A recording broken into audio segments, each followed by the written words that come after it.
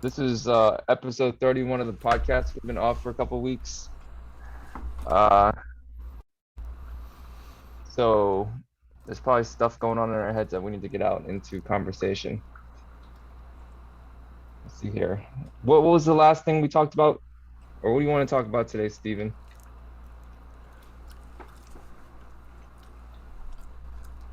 I think this might be one of those naturally flow riff ones, but the first thing that comes to mind to me is that we've just crossed over into February. I think that's an interesting point from the year perspective. I think that's where a lot of people start to fall off in their New Year's resolutions. And I think that we also kind of fell off a little bit on that in the same timing, right? So I think it's interesting to reflect upon, especially since I think we have also adopted this experiment, if you will, of chunking those New Year's resolutions into weekly challenges. Um, and I think that's kind of like our main measure of success for this year, or at least our main experiment. So maybe we could start there, and we could maybe start on sharing a little bit about the latest challenge, some of our reflections or experiences there. I think that might be an interesting one, and maybe organically muse and figure out what our next challenge would be. All right, so our latest challenge, are we talking about the writing one? Yeah, let's talk about the writing one. The writing one. Okay, so writing one, the writing challenge was 15 minutes a day. We have to write. I think um I think you were asking me to write fiction. I tried to do that for like a day, but then I just went back to my normal stuff, which is just the random thoughts that are popping around in my head. Uh, for me, writing, I didn't start doing it until the last couple of years. But for me, writing is very therapeutic, and I think there's always. It sounds like writing for 15 minutes is a long time, but it's actually relatively short. You could probably write for a lot longer because if you think about like you always have thoughts in your head. The only thing you're doing is trying to just transcribing those thoughts onto a piece of paper. But for me, at least, one way or another, when the thoughts appear on the paper, it's different than when it's in your head. And you definitely gain a sense of awareness over what's going on in your head. And it's like a level deeper than you would have otherwise. And I think that's really cool. That's been super helpful for me. So when you write for 15 minutes, I usually write for 5 minutes every morning, but when you write for 15 minutes, um, I don't know, you just get like a higher degree of fidelity over your thoughts, and it's like a practice of inner awareness, almost like meditation is, except for it's slightly different because you're writing instead of just sitting there watching them come up. Um, and you'd be surprised to figure out what's in there after 13 minutes of writing, and then like the last 2 minutes you're still going. And you don't get to that point in your writing until you write for that first 15 minutes. And so there's stuff in there that's interesting, but you just have to like find a medium for it to come out. And just writing without thinking about it is probably the easiest way to get there for myself. What was your experience? I think spot on. I mean, exactly the same my experience. And curious, do you write with pen and paper or on computer? So I do this there's this app I use online. Yeah. It's called the Most Dangerous Writing App, and it deletes everything that you typed if you stop typing.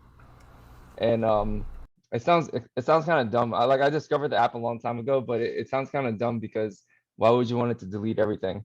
But I've noticed that if I didn't use the app, then sometimes I might get blocked. Like I think, I might be like, oh, that doesn't sound right. So I have to like kind of stop typing to fix it. But that really messes with your flow. And the exercise isn't an exercise in it's not really an exercise for me in making it sound right, making it grammatically correct, or making it like, have like perfect like paragraph structure and sentence structure and stuff like that. The exercise more so is just transcribing your thoughts. Like in fact, if I didn't use any punctuation, that'd probably be fine too. but it's more so just getting the words down on paper. And so the app helps with that. It like the fact that it deletes your stuff if you stop typing, it makes it so you don't second guess anything you type. You're just like, okay, I'm just gonna keep going. And then afterwards, you can like, you can do all that stuff afterwards if you want to, but it helps you get there faster, I think. I love that, and that's almost another challenge in itself on top of the challenge, right? I think that's a very intriguing concept. Like the fact that if you stop typing every in remind me, the app, it starts to fade, right? Like once you're getting closer to losing it all, like the words start to fade off the Yeah, you probably get a solid like 2 to 3 seconds, and yeah, and it's fading, so you're like, oh shit, I just gotta keep going. So if you stop for like I think 2 seconds or something like that, it just deletes it all. Um, but yeah, typing, that's a great question, dude, because I think typing is much different than writing. Um, I've done handwriting stuff before, but I don't know. For me, I probably type like 6 times faster than I write by hand. So it hits differently because I mean, I think faster than I can transcribe basically. So when you write by hand, it's not a bad thing. It just hits different because you let your thoughts catch up to your writing. And so I don't know, maybe I should do that next week. But it's a lot more frustrating for me to write by hand because sometimes I might have like this thought in my head, I need to get it out. But I'm writing so damn slow that not like I forget it, but then a new thought comes and then that has to get backlogged and I can't get everything out. And it just like it's not like it's a log jam, but I'm gonna lose some of that stuff. So I don't like writing by hand for that reason. But I think the quality of your thoughts will come out differently. So that could be an exercise in and of itself. Do you write by hand or do you type it out? I write by hand, and I enjoy it for all the reasons that you would think. Uh, but I do feel part of me is still, because I'm such, a digital native and work in tech, that it's like I always still feel this like need for more. It's like, what am I leaving on the table by not having it like all digitized and everything and archived and stuff? Which, by the way, my disclaimer ahead of time, my brain is on fire right now with this writing metaphor that you're bringing up, with just what externalizing your thoughts means, like into something that you can like look at, tear up, throw away, archive, recover, and all that kind of stuff. Like it's, I don't know, like maybe that's what I can volley back over to you. Like, what are your feelings on like, let's say, choosing to write on paper, knowing that there's this incredibly powerful engine that exists that can turn that thought material into, I mean, so much, like whatever you want, right? Whatever you want to use it for. Like, do you have feelings toward that? Like, Like writing on paper instead of writing on a computer? yeah. I mean, okay, so I mean, I think the act of writing in itself, like even if I were sitting there typing and then as soon as I finished typing, I just let it delete everything. Or if I wrote it on paper and right afterwards I just ripped it up and threw it in the trash can. Um, there's like I think you've derived already at least like 80 or 90% of the value that we're gonna get from the writing practice anyways. Um, I guess if there's people that like tend to share their stuff on the internet, then there's a lot more value that comes to that. I mean, I rarely share any of my writing because I mean, like I said, it's just literally just my thoughts coming like onto the page, and it's probably not um, edited in any way that someone else should read it. So most of my value comes from just getting the thoughts down, and I would say 95% of my writing is just in my Evernote, and I probably haven't read it again. So so for me, like it's there, and it's kind of nice to know that it's somewhere, but I don't um I don't derive a lot of the value from sharing it or having it saved it feels nice to have it saved though because I can go back to it, even though I don't. But maybe I should. Yeah, yeah. Maybe that could be something that you could try. And I actually speak from experience because I had a written journal that it was the first journal I ever completed, um, you know, handwritten. And one of the practices I used to do with it was I would periodically go back and reread all the entries, like a full regression, like from the beginning to where I was today. And I would do a tally mark every single time I read it, right? So I've read this entry 3 times, 4 times, 5 times. And what became really interesting to me, and this is where I was trying to get at, is like not necessarily saving it so that I can like, you know, materialize it and share it, whatever. It was just like it was because there's just so much raw data there, right? Oh, um, and I started to go back. First, when I started to reread it, it would just be like a reread. Okay, cool. That was like, oh, I remember that happened. I remember I was thinking that thing. But then a lot of patterns started to emerge, right? And then I started to circle things. I was like, man, I'm, I keep talking about the same thing over and over, or even as like the present moments are rolling forward, and I had to go deeper into the past, right? I would find myself saying, man, you were worried about the same exact thing, like phrased this the same exact way, like 2 years ago at this one time when you were like sitting at the airport. Um, what does that mean, right? Like, what can you do with that? So, and I think that where I'll close off with this and why this is so interesting to me is because like what of that journal now that sits there is like that was just a sheet of paper with ink in it, right? But I've invested so much of myself into it now that it's like when you hold it, it feels a little different, and what it contains. It's not just like I'm not all just here. There's like a little bit of me in this book too. Yeah, rereading stuff. Does it bring you back to the moments when you wrote it? I know for sure. There's definitely been some writing that I've written.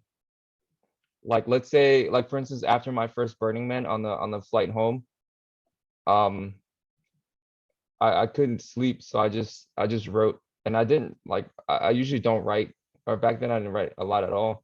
So I just sat there and I just wrote down my entire experience from the first night all the way to the last night, and the entire day and night, everything we did, all that stuff.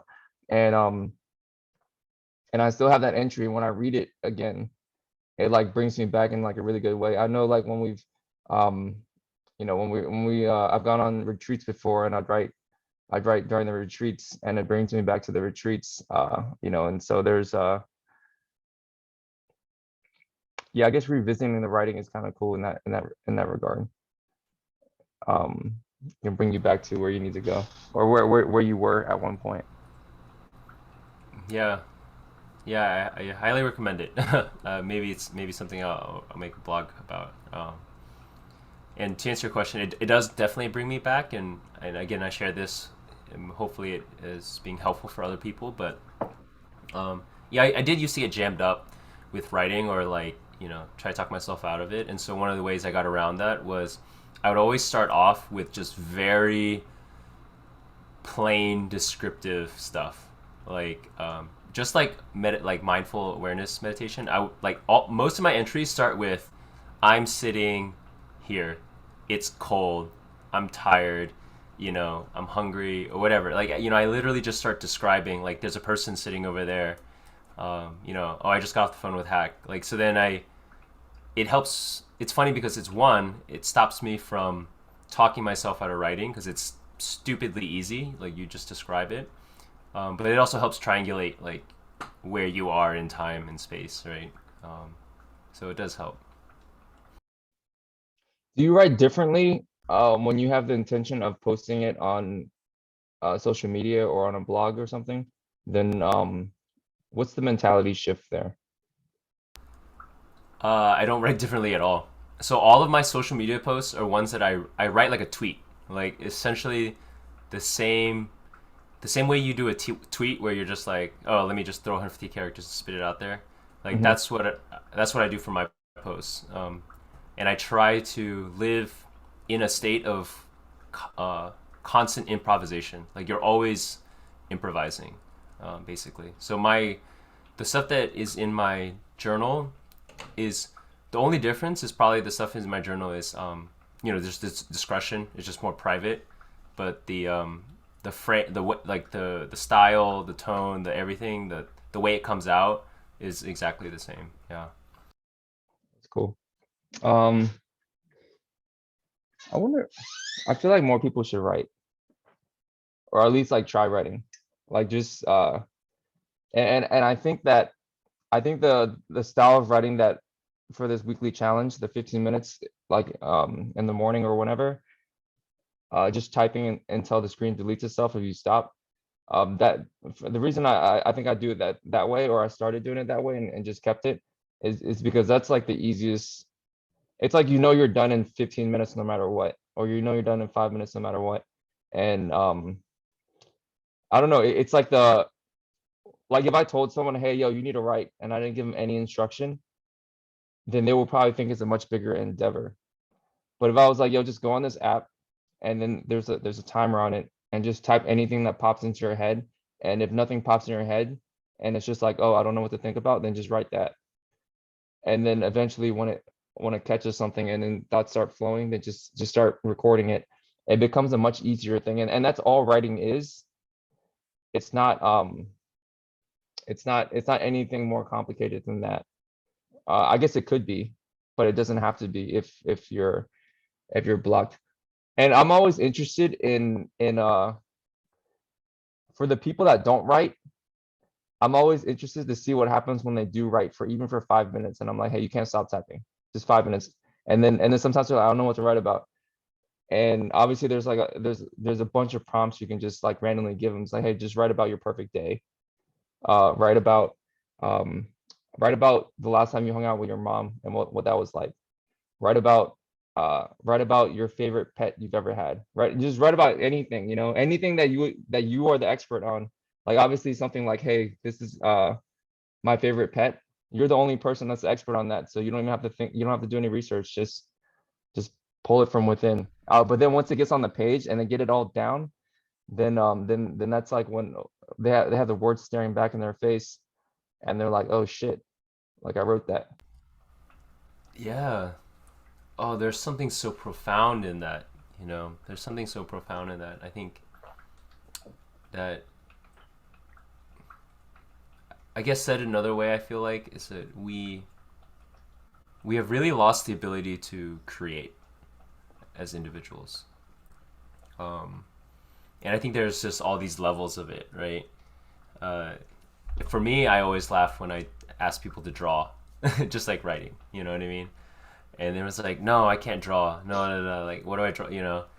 Like, but kids can draw. Like anyone can draw, right? Just whatever you see, translate it to the best of your ability, or whatever. Even if it's like absolute shit, even if it's a stick figure, who cares?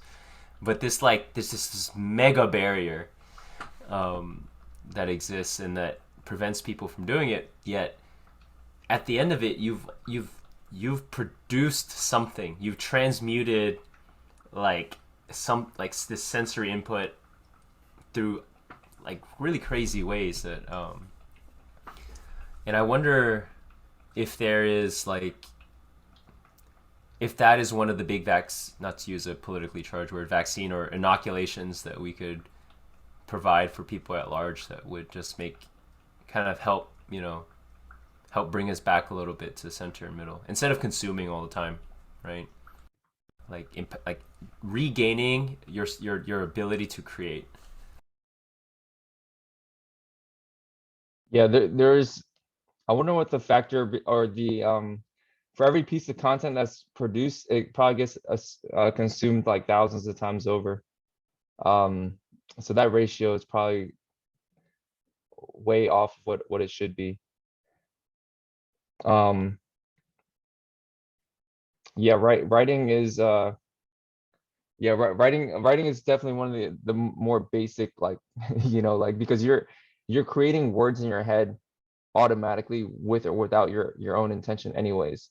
When you're walking, when you're like going about your day, you're walking down the street, or you just wake up, like, thoughts, the voice in your head is, it's in there. And sometimes you have random thoughts and stuff like that. The only thing is, hey, I'm just gonna write it. So now I'm creating this line of text that came from within me somewhere, and now I'm aware of it.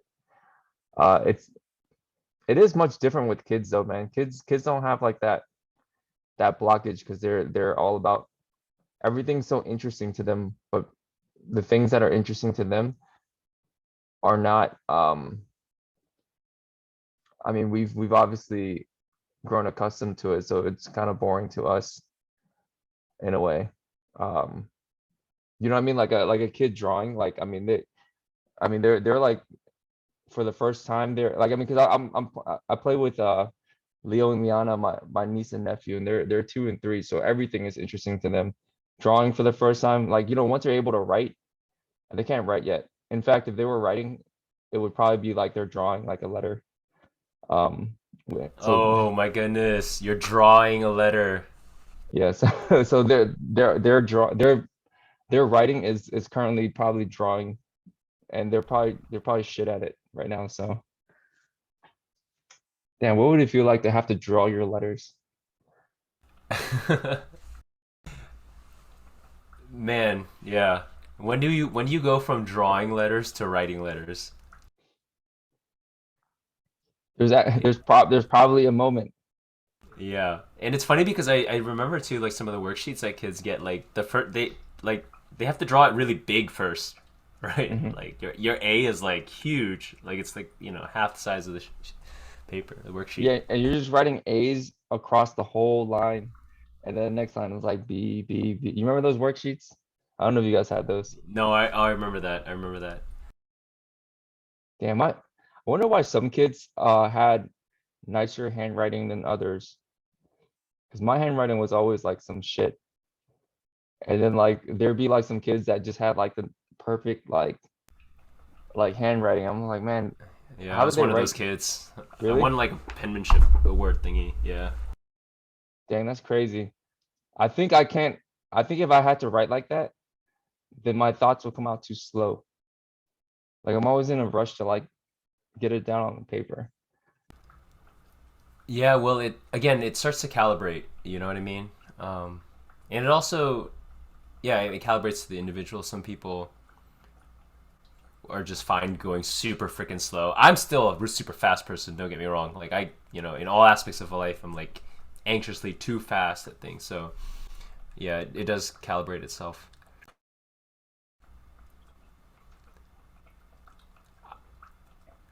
This cannot be the last time we talk about writing, by the way. Like it is such a deep topic. It's just now occurring to me. Like I've always known it. I'm an English major, right? And so, but I think that there's been just haven't revisited it. I think there's like a collective amnesia around what the art of writing actually means, like for people. Um, we've talked a lot about the power of language and what have you. Yeah, and I do like writing. For personally, I like writing as a, like, I mean, I always talk about meditation because of like, I do think everyone has a personal responsibility to understand, um not intellectually, but like directly, like what's going on inside of them. And obviously meditation is it's an exercise that helps with that. But I think writing is like just as important. I mean, I wonder if it's like, if I had to wake up in the morning and I could either meditate for 5 minutes or write for 5 minutes. Honestly, in terms of value, in terms of like understanding what's going on inside of me, um, that might be a coin toss depending on the day. Uh, I think they're both that good of a practice. And I know more people probably meditate than do the morning writing or the journaling and stuff like that. But uh, but yeah, between the two for me in terms of utility, I think it's pretty close, and it'll change given a different day.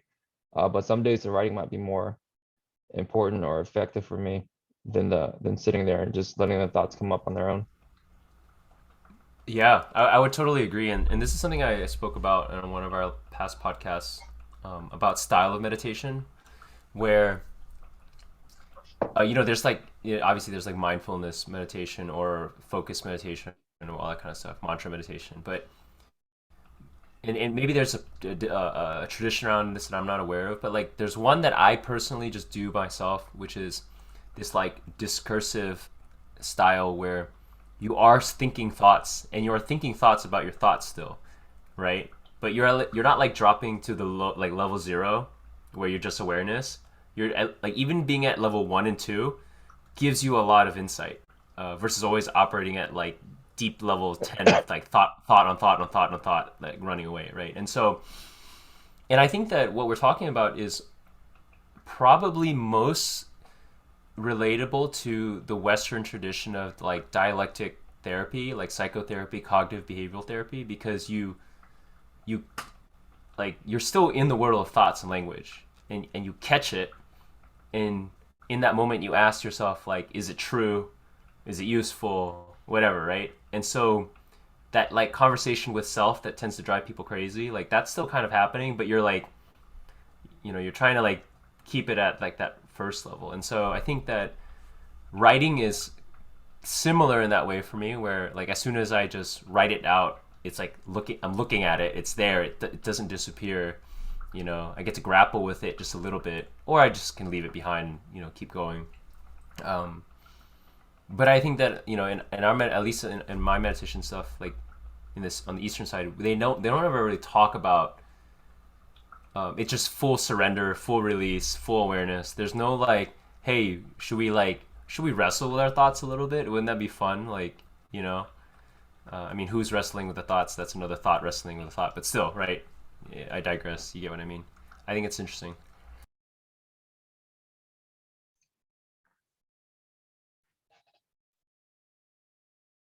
I wonder if writing will ever become like writing as a practice will ever become more mainstream. Uh I mean it's kind of like I mean journaling and like back in the day when kids had like diaries and shit. It's probably kind of like that, but like because we have diaries now.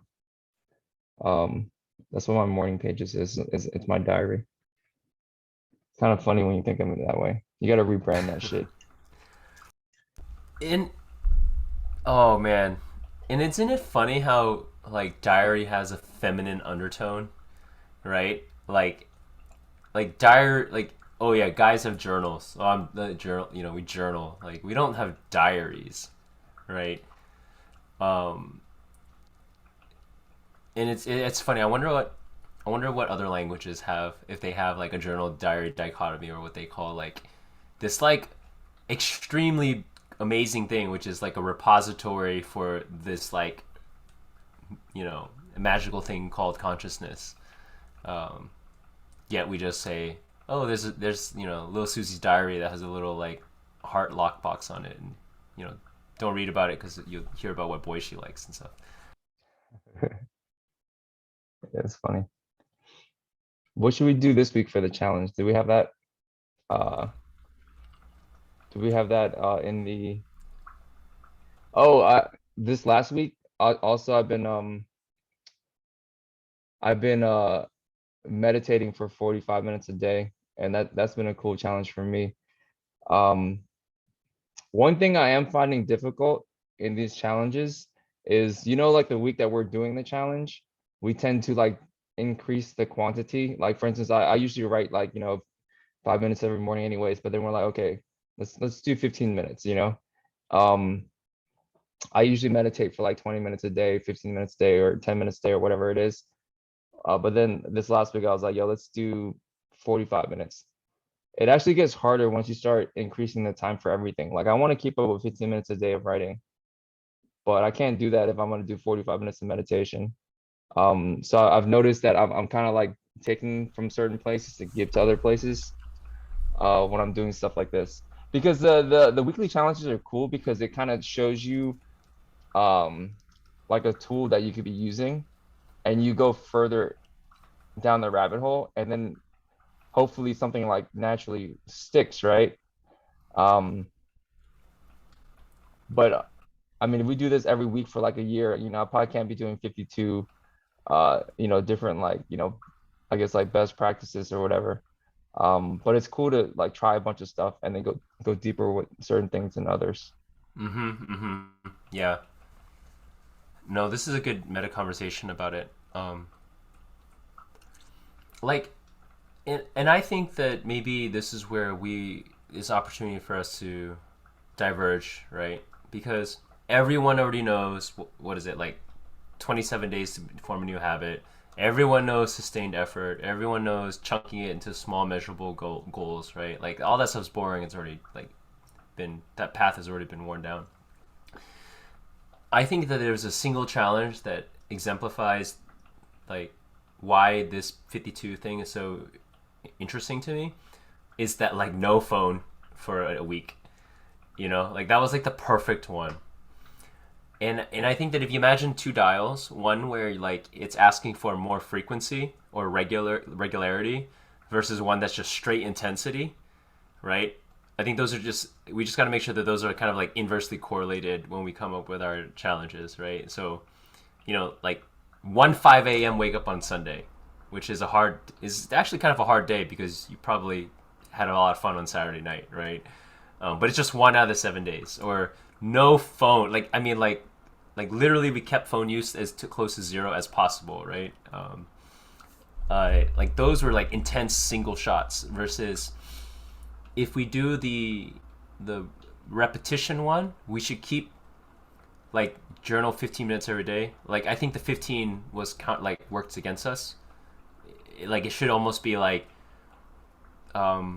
I don't know, like journal 5 times for 1 minute a day or something. you know, something like that. You know what I mean? Like on the other end of the spectrum of frequency.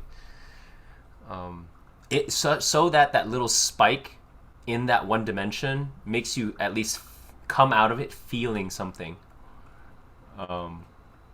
on that single dimension. Yeah, it's like taking a shot. It's like taking a shot. Yeah. Um, yeah, I guess that makes sense. Like we're trying to like if you were just like I'm gonna use my phone for 30 minutes less a day, then you don't like feel anything. But if you're like, yo, I'm gonna not use my phone today, except for GPS and I don't know, um, whatever other essential. Like when I say essential, I mean obviously not like Instagram and shit, but Yeah. then you kind of you get like a fish out of water type feeling when you're like reaching for your phone, but then you're like, oh shit, I'm not supposed to use this. So you put it away. Right. Right. Right. This reminds me of that one fun idea that I think you vetoed because it was just too aggressive, which is you're not allowed to text anymore. You just send voice messages or or call people. Like it's only vocal communication. Like Calling people is aggressive, man. calling people is so aggressive. Like when you see a phone call now and it's like when I open with a phone call, Yeah. you're probably like, yo, what's this guy need? Like, oh shit, something happened. Yeah. Exactly. I wonder when that changed. I think in the last like 10 years? Or was it I wonder when the exact moment like that became like, oh shit, like I should probably text instead of call, right? I think you could probably if you had a timeline and instead of time as the axis you had like models of phones that were good at texting. Mhm. Like there was probably this tipping point where like maybe it was the iPhone, honestly, because iPhone or BlackBerry, I don't know. People were pretty good at texting with T9 too, but I still don't think it. Like if I came to your door right now and I had T9, I wouldn't text you I'm here probably on Oh T9, yeah, yeah, T9. right? I would maybe with a Blackboard had a physical keyboard. I might start texting you like, "Hey, I'm here." I think probably iPhone just Like iMessage and shit. iPhone probably changed it all. Oh, yeah, Yeah. iPhone changed the game. I like writing, by the way. I like doing like continue and explore this writing bit. You want to do 30 minutes a day? No, I don't want to do 30 minutes a day.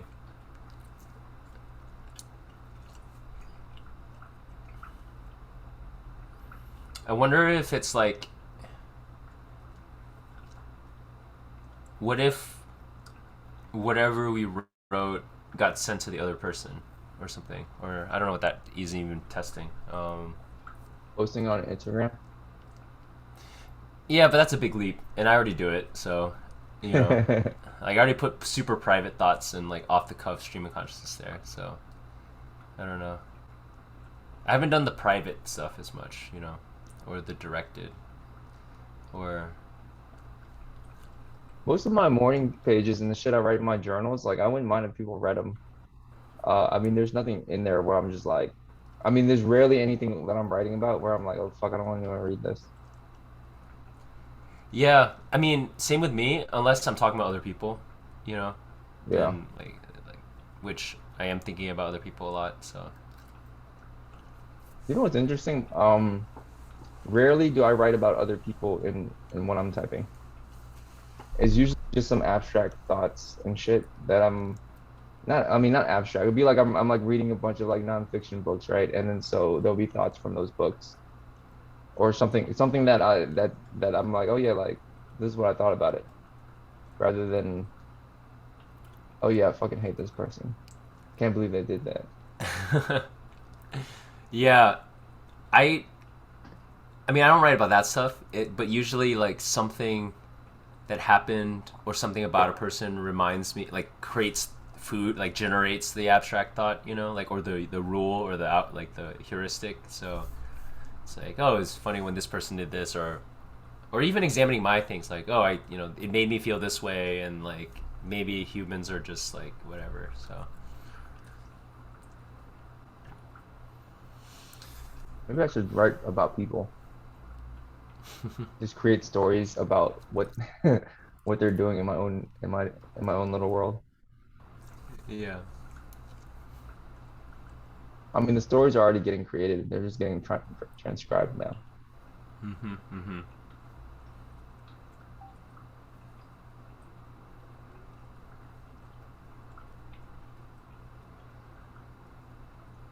I think I'm gonna keep doing the 45-minute meditation thing, but maybe that won't be the challenge since I'm already doing that. Um, but that one's kind of cool. Just because I think you get to I don't know how long you meditate for when you do. Um, but you get to like a different for me it's cool because you get to like a different I want to say depth when you sit for that long. And it's weird because I think sometimes you sit for 10 minutes, 5 minutes, 15 minutes, 20 minutes even, your whole body and breath and all that stuff and thoughts, that might not be long enough time for it to settle. But when you sit for 45 minutes, then it's usually enough time for everything to settle for at least some sustained portion of the meditation. Um, there were days when I sat in for like 45 minutes the whole time. I was just restless, and now that's like pretty painful. But for the most part, like the restlessness like probably goes away in the first 10 to 20 minutes, and then you get like this like you know 30 to 35-minute like sustained period of no thought or very little thoughts because they've already come out, and you can like sit there and stay in that depth for like a significant amount of time. So that's been really cool to stick to. Although I'm definitely like, and it's so hard because in order to block out 45 minutes and meditate, I'm definitely taking from somewhere else. Like yesterday, I skipped my workout because I was like, yeah, I'm gonna meditate and then go work out. But then obviously I meditated for too long and then I was late to something else, and then I was like, something had to give. So I skipped my workout, which is like a um yeah, it takes something to lose some, or you gotta lose take something from somewhere else to give yourself something else in Yeah. your uh, I'm still a meditation novice, but I want to queue up a future challenge. which is to uh, attend a 1 day retreat. I feel like this whole thing that you're talking about, like, I was able to experience a little bit on my past retreats. It's been long enough that like it's like going in exactly new again, I would say. I'm back wrapped up in the veil. But yeah, those deeper pushes uncover a lot. And I remember when I did my extended retreat, um, you know, in the first 2 days, there's moments of peace and equanimity and tension and restlessness. Sure, it's like a wave.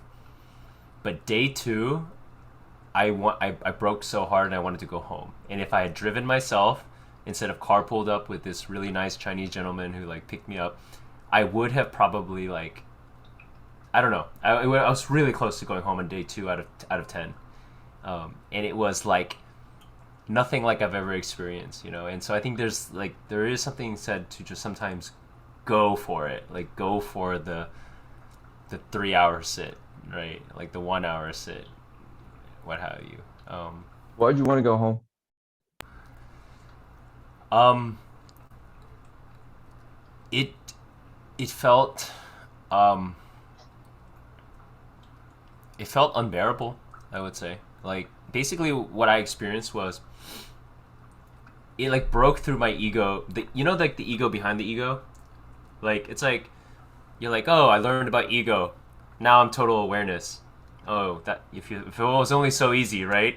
You've actually just developed another stronger ego that feels like it's aware, and equanimous. And then you like go, and so basically, I felt like on the second day that I got down to that last ego that was so freaking strong, like that felt so spiritual that like when that ego was getting dissolved, it threw out all the defenses, like everything it had in its book, and like my metaphor was like it felt like my mind was like this caged animal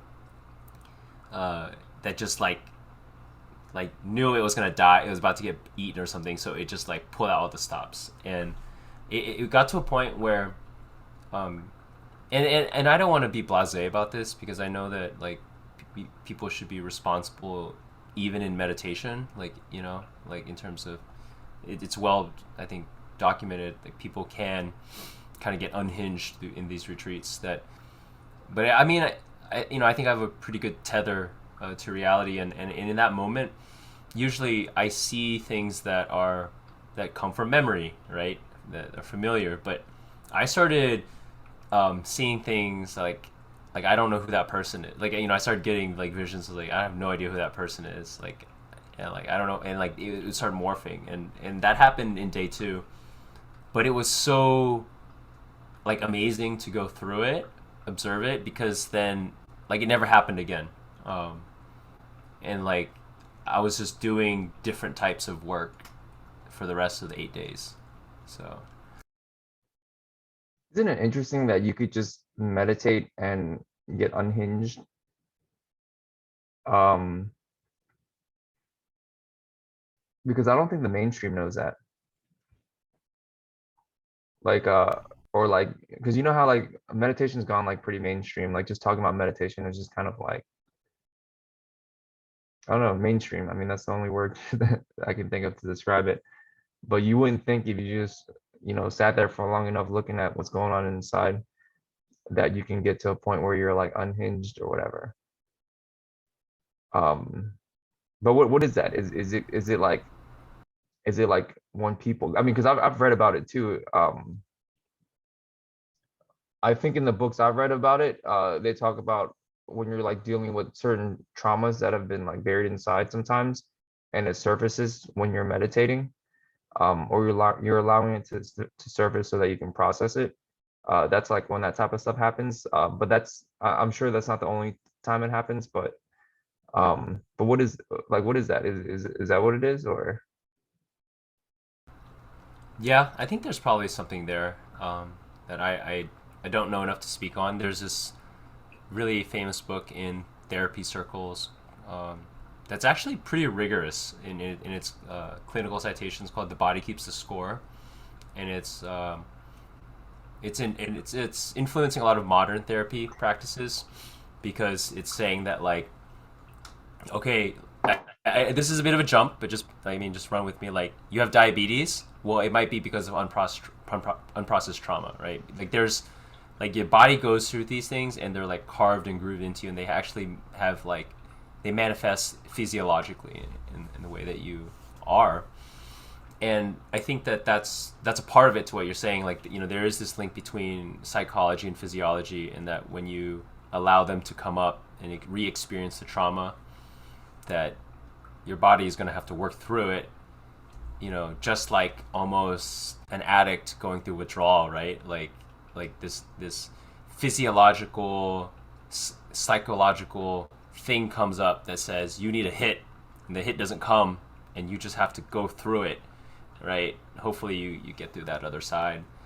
um you know, I think that's one of it. And the other thing that I would ascribe it to, that's pretty top of mind of me, and just because some of the stuff that I've been listening to recently, is the fact that like the human is just not built for stillness.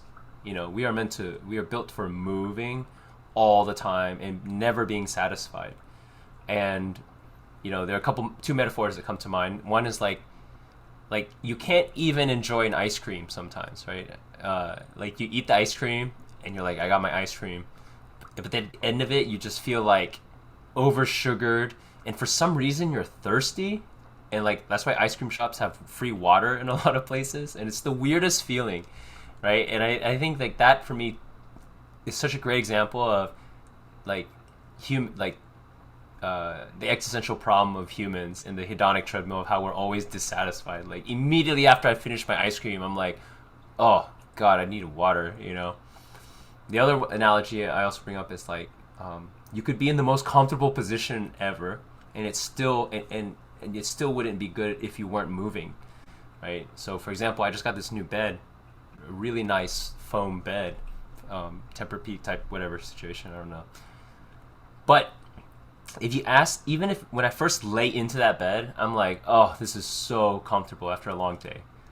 But if you ask me just to sit in that one comfortable state, I would start to go insane. Like, I'd have to make micro adjustments, right? Like, I'm like shifting here, go this side. Like, you're never not moving, even when where you are at that moment is like perfect, or should be perfect, or should be like so good, right? And I think that literally drives people crazy. And our transcendence, right, comes from moving beyond that. Like, hey, you can be still. And it's not until you meditate that you realize that like all these little like, you know, shifts that you do in your weight. Like, I don't know, when you meditate, right? Like, I like shift my, like from like one butt cheek to the other butt cheek, or like move my knee a little bit. But I'm like, no, I can't. Which, by the way, there is one day in the meditation retreat. I forgot what it's called. It's called strong meditation, where like your goal is to not move at all, like not even one movement. And I didn't get that in the first try, not even the second, third, or fourth tries. But yeah, I think it's like heroic or something. I don't know. Yeah, you said a lot there. The Body Keeps the Score. That's a really good book. I read that book a year or two ago, when people were talking about it. Um, that's and the thing is, that's really interesting, because when I read the book, you know, a lot of the stuff that came up, that you just mentioned, is kind of the link between, like, I guess, like mental trauma or psychological trauma, and your body storing it somewhere in, like, physically. Like, it's like you have this physical ailment, but it was because you experienced this trauma when you were much younger, and then it just manifested physically in your body somewhere. And then, until that trauma gets treated, like your diabetes, or, you know, whatever it is, doesn't go away. But then, like, once they treat it and it goes away, it's like, wait, how did that link from that to that other thing? And it doesn't make any sense. The book makes there's a lot of good examples in the book, and I think it's also written in a way where it's not. I mean, it's definitely a book that, therapists and it's like, you know, people in that field, like, uh I guess like they talked about it for years because it's like a paradigm shifting book, but it's not written in a manner where like like someone like me couldn't read it. Obviously, I don't have any type of professional background there. But it's cool because like that paradigm shift between, yeah, I don't know if you think about it this way or thought about it this way, but at least for a certain point in my life, or at least until I read that book, um, it's kind of like if you have a mental health issue, you go to like a psychologist or like a therapist. You have a physical issue, you go to like a doctor. And so like in terms of Western medicine, it's almost like these two things are separate. Or at least they've been bucketed in my mind as like separate. It's like, oh yeah, like my fucking body hurts, my stomach hurts somewhere. Go to a doctor, they're gonna physically give me something to deal with those symptoms. Um, and then if I have something like random like thoughts in my head that aren't like good or whatever, or something wrong with my, I guess what's going on up here, then I go to a therapist and like talk it out. Um, but if you think about it, like this whole bag of flesh is just like this one thing, and it doesn't divide in any way. Like I mean, that whole compartmentalizing mental and physical, that's something like the that humans do just so we can think about things separately. But this shit ain't separate.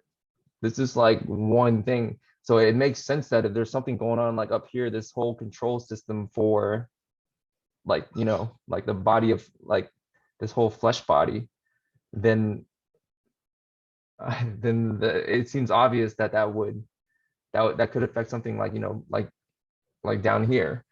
And yeah, and then so and it's crazy that like Western medicine, I mean, because this, I mean, you're right, this was a very like this was a paradigm shifting book for Western like medicine. And it wasn't until very recently that people were like, wait, the mental thing attaches to the physical thing and like vice versa. That's crazy. But I don't know, it's just it makes sense. It makes obviously I'm not trying to say like I would have figured this out myself, but it makes sense looking back on it, that because you can't subdivide this thing, that those things tie together. Yeah, you said that really well. And if we could package that, that's something I want to become really good and adept at expressing to other people that are uninitiated. I don't want to diminish the fact that yes, we do know that the brain is quote unquote in charge of certain functions, and it's very critical, right? It's extremely critical, right? But if you can explain to people that it is still only this part of a whole that is inextricable, and that you are not the driver of a car. Like you're not driving this body, right? You're not sitting here driving this body along. You're just the whole thing. And it just slowly, like little paradigm shifts like that, bring us closer towards this like unified model of analysis, right? Instead of separating everything out. I mean, and the latest has been all of the studies on microbiome stuff, right?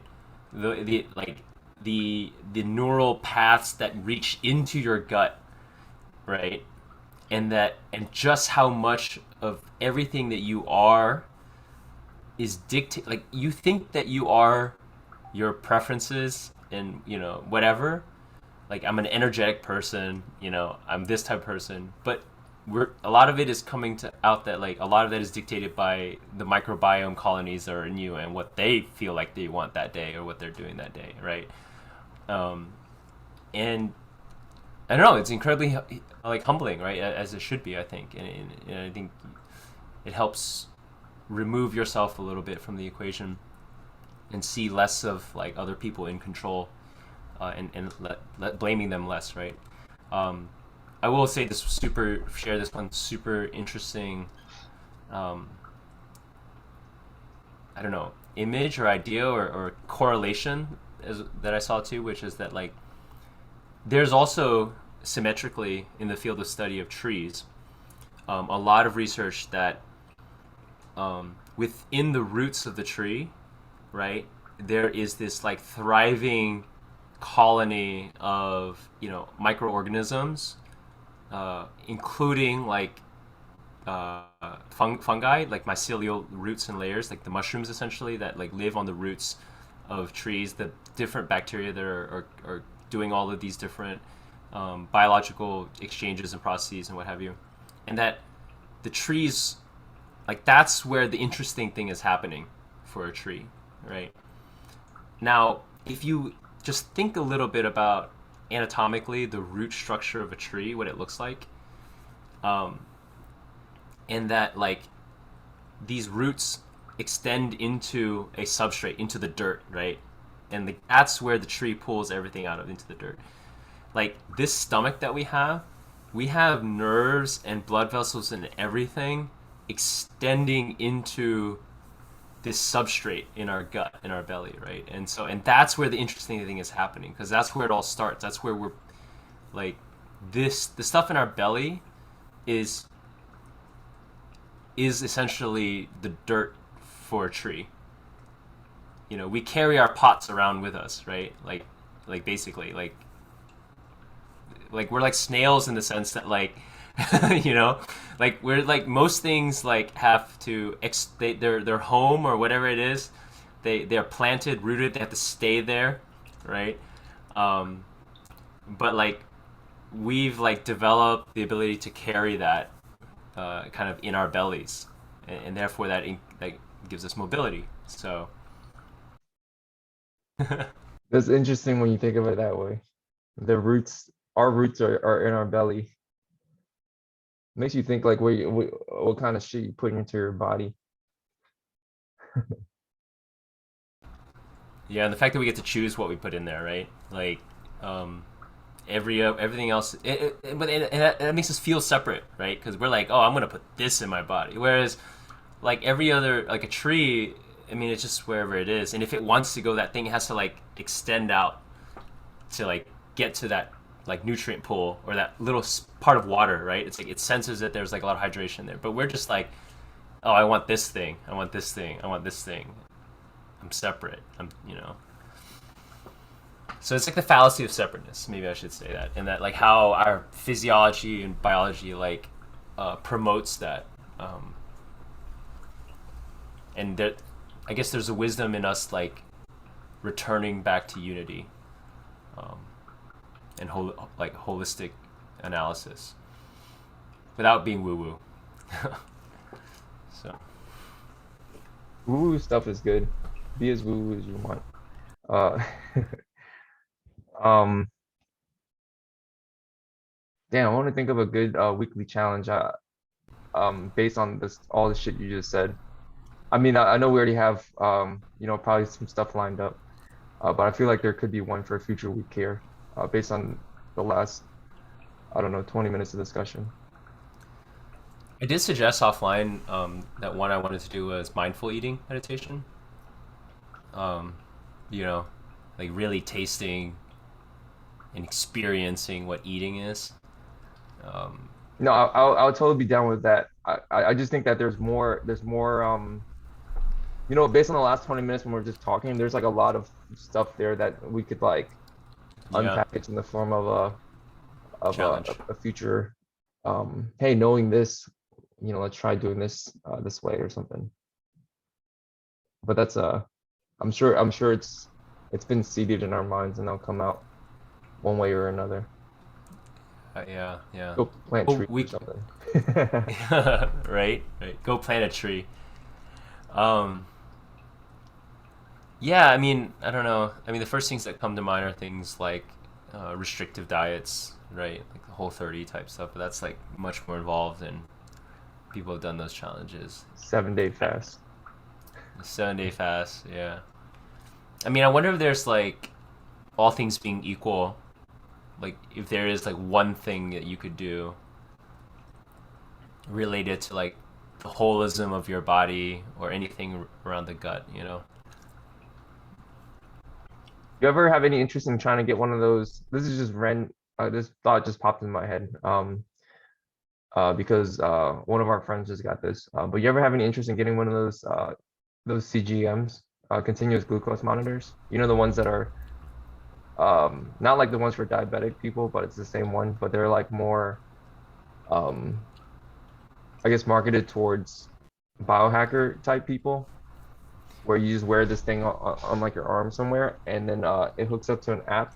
So everything you eat, you can see exactly how it affects your blood sugar. And I'm not sure what range you're trying to stay in, but of course, like we all have unique um dietary profiles that are good for us. Like for instance, if I ate oatmeal, it might be really good for me because it doesn't like fuck with my blood sugar. And maybe that's a general thing that's true for most people. But perhaps for you, if you ate a bowl of oatmeal, it might feel like you're eating a bowl of ice cream or something. And so the idea is you wear one of these for like, 2 weeks or 30 days or something like that.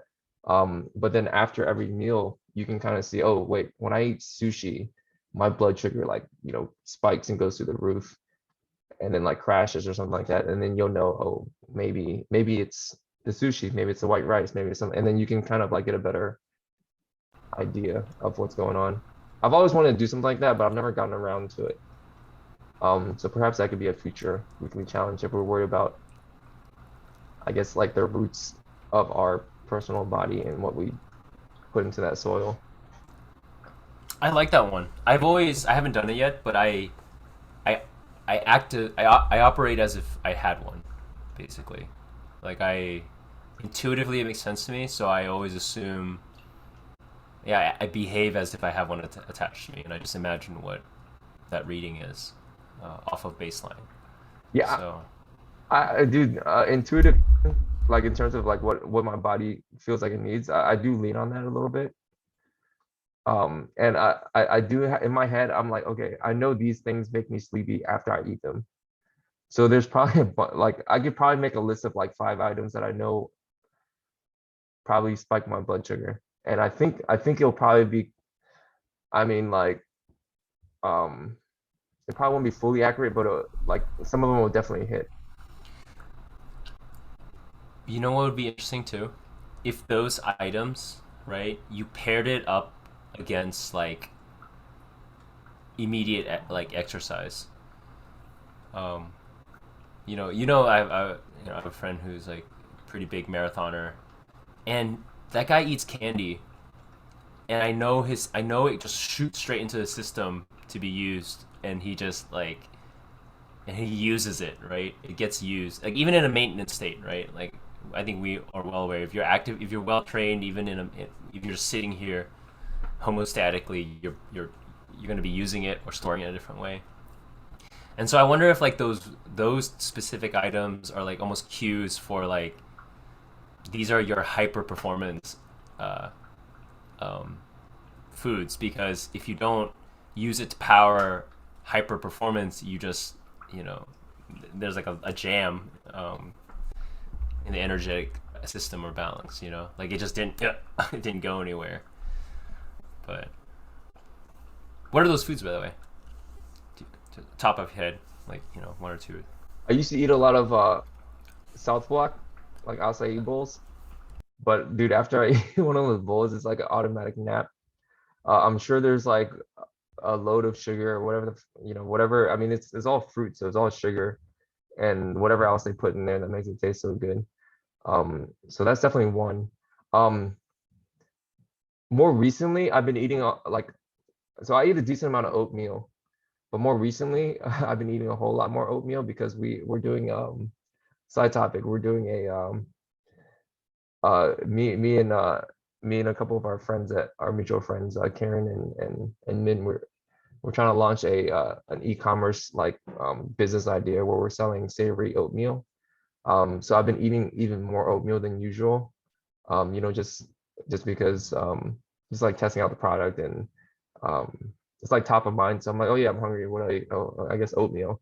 Um, but I've noticed in eating oatmeal, I don't get those crashes. It's really weird. And then I've always eaten oatmeal because I would just um oatmeal has always been like a super convenient thing. So oftentimes, like let's say I have a flag football game, I have no time to eat anything. I'll just like it takes like 2 minutes to prepare a bowl of oatmeal. And I just take it in the car. and then I'm just eating it while driving to the game, and so I'll have something in my body, before the game. And I think oatmeal is supposed to make you sleepy, or I don't know. For some people, they say that oatmeal has some chemical that makes it so that they're sleepy, but I tend to find that it doesn't make me sleepy at all compared to other foods. So I'm not sure what that is. So intuitively, like a bowl of oatmeal with like a couple eggs on it, uh, has been like pretty good for me in terms of like, this like feels like good energy, um, compared to like other stuff. Yeah. If I could share one that I had recently too. So as you know, I just got back from a an 8 day trip in the Alps where we did some pretty intense skiing. Like it's definitely the most intense skiing I've ever done in my life, and or snowboarding. And we also, I mean, it being a Euro trip with a bunch of kids in their 30s with disposable income, we like partied really hard and drank a lot. Like I was just not like, and I also had like 2 hours of sleep, jet lagged, altitude. It did not make sense that the next day I could wake up and perform at the level I was on the mountain. Like, I mean, it was some of the hardest, like, I'm talking about 30, 40-minute runs, right? Like, down the mountain, uh, and just involving, like, my core and my legs, and I never once got sore. I never once cramped. I never once felt like I couldn't, uh, I was performing at 100% optimum optimization, even though my sleep score was shit. Like, I wasn't sleeping, and I was, like, drinking every day. And I'm just like still trying to unpack this live, by the way. I still don't understand it, and like I'm talking with other people in the group, like we don't understand it. But maybe I'll understand it more. But like there are certain things that are just really weird. Like you know what, breakfast. Like I don't even like breakfast. I've actually done a lot of Muay Thai training, full 2.5 hour sessions off no breakfast and just a coffee, and I feel so comfortable with that notion, right? And I would immediately refuel after, but there was something that always like kind of bugged me in these mornings before I went out was like we were in France, so this is what we had for breakfast: croissants with jam. You know what I mean? And I would wake up being like, "Oh, look at this like shit sugar that like I would judge the hell out of it. Like but I just ended up kind of just like socially, I'll grab a croissant. Oh, okay, I'll put a little bit of this like fruit preserve on it. But then I don't know what happened because then I would walk out there, like my stomach would feel pretty good, and I would have energy at least up until lunchtime. For like 4 or 5 hours of just like intense hard skiing, and it went against everything that I've been doing for the past couple of years. Intermittent fasting, keto, carnivore. I'm like going back to this old tradition where people ate fruit slathered on dough. you know, like that's been sustaining humans for however long, especially in that region, right? Yeah. I'm eating the food of the people of that spot. So anyway, Oh it just man, seems silly. Yeah. sounds like such a first world problem, bro.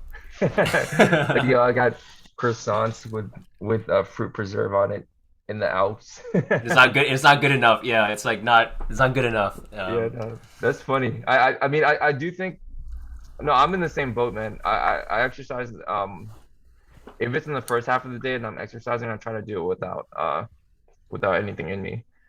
Because there's already something in you from like yesterday probably, and so um I feel like it would weigh me down at that point.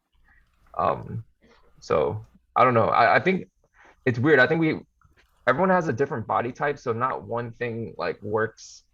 Like if I gave someone else oatmeal before like going to the gym, they probably have like a crash or something. But for me, it like makes it so that I can get through my session. Or maybe it's a mental thing after the point. I mean, I've been doing it for so long. Maybe my body figured out a way to use it.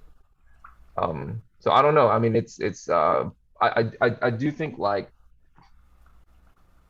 nutrition in a sense, like it's kind of spelled out in a general manager, and there's a general manner, like almost like a one size fits all, and I think generally it does a lot of the stuff, like obviously like stay off of like sugar and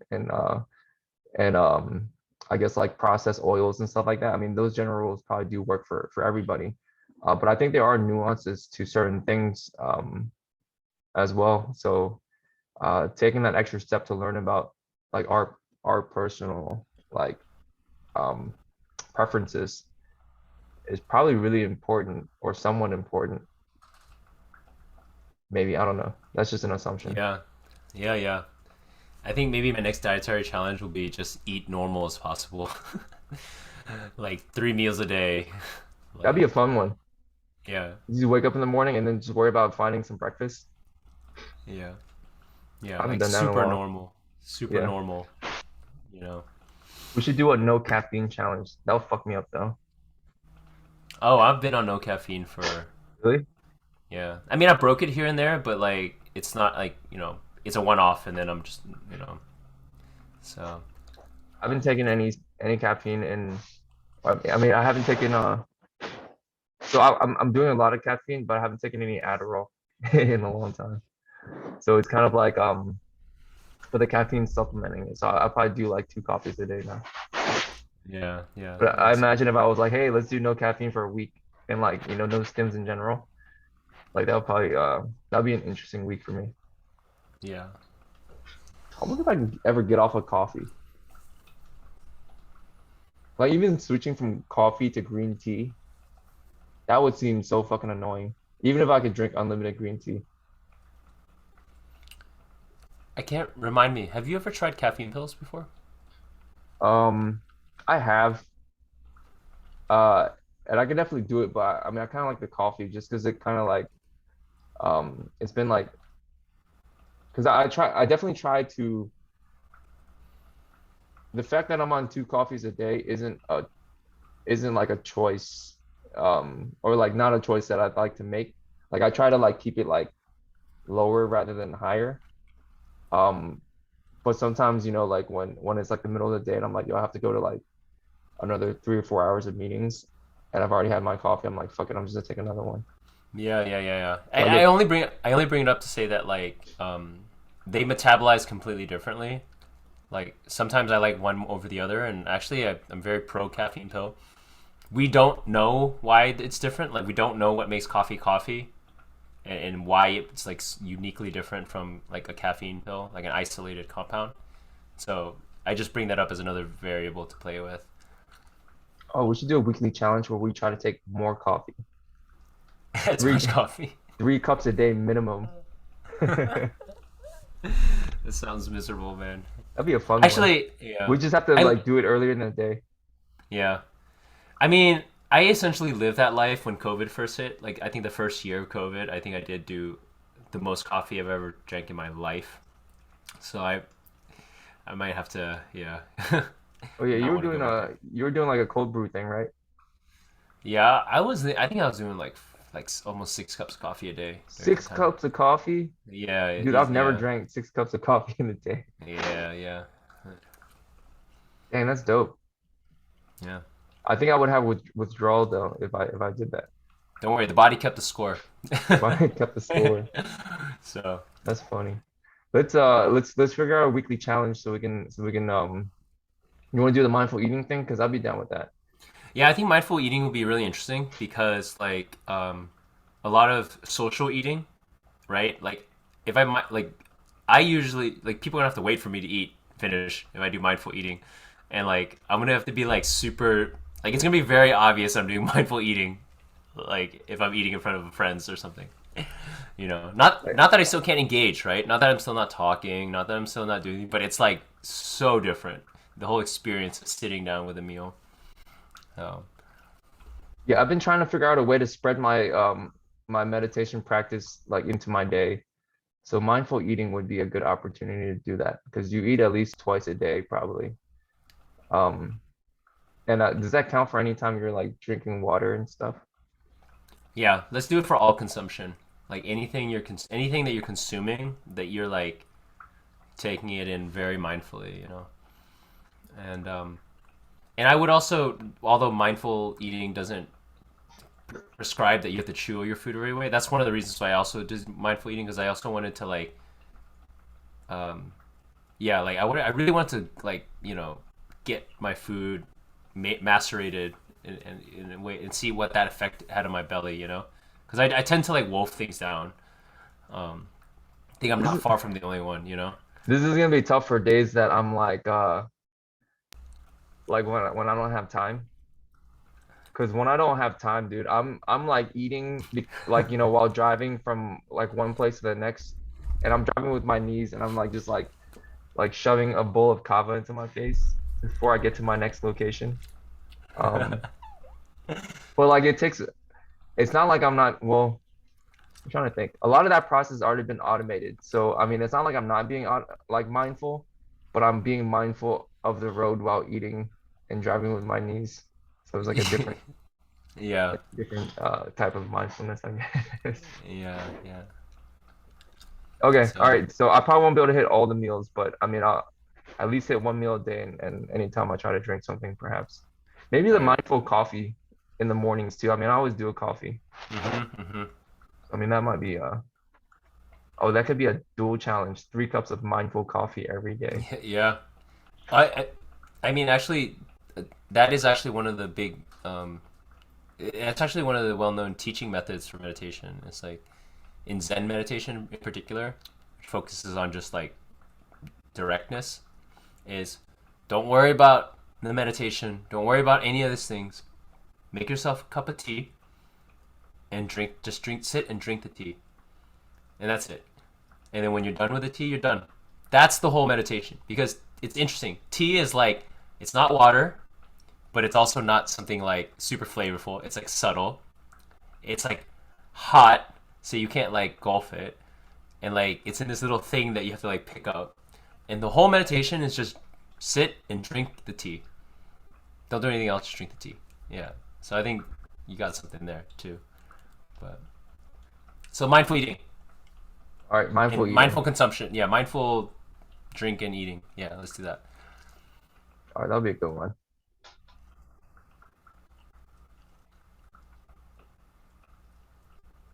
Trying to think of what I'm gonna eat. And also try to chew your food all the way. Like that's another one I'm trying to like bake into that because I think that's Okay. interesting. Like I don't do it. Like I don't think anyone does it. Like no one chews their food all the way. Like Yeah, you you know. definitely get a few more chews in there. Yeah. All right, let's wrap. All right, I'm gonna wrap this joint. It's episode 31, right? 31. All right, until next week.